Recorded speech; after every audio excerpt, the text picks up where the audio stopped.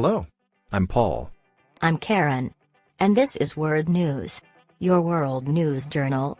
And today we're going to have a feature about the war in Ukraine. Russian-Ukrainian war. Start date, February 20th, 2022. With open statements from Russia against Ukraine where Putin claimed that Russia would carry out military exercises in Ukraine to demilitarize and denazify Ukraine. И для этого мы будем стремиться к демилитаризации и денацификации Украины. On February 21st, the Russians surround Ukraine with their troops on 3 fronts, in Donetsk, Luhansk, and Kiev, with access being facilitated by Belarus.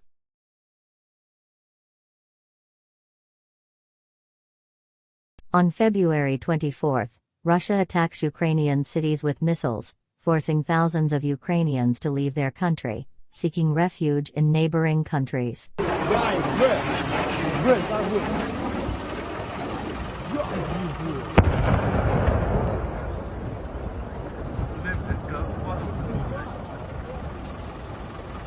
Ukraine before the war had about 41.5 million inhabitants. With the war, about 7 million people were forced to leave Ukraine.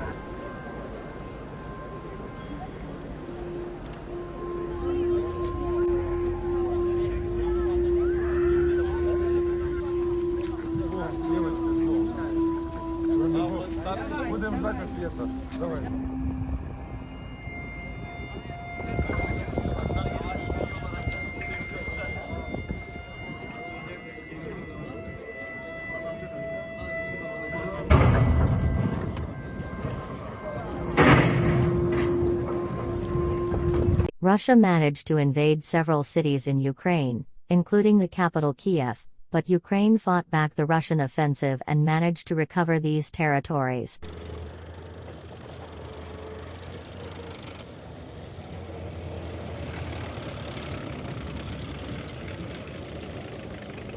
Today, almost 8 months later, the scenario we have is Ukraine with its cities destroyed by war and Russia isolated from the world, being the target of strong sanctions from the Western, in response to the invasion of Ukraine.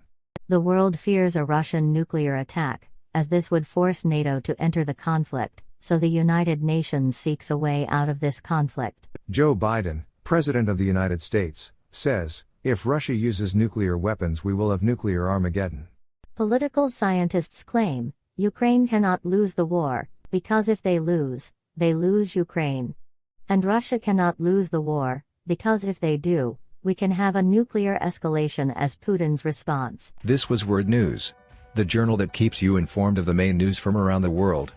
Don't forget to subscribe to our channel to receive more videos like this. Thank you very much. Goodbye.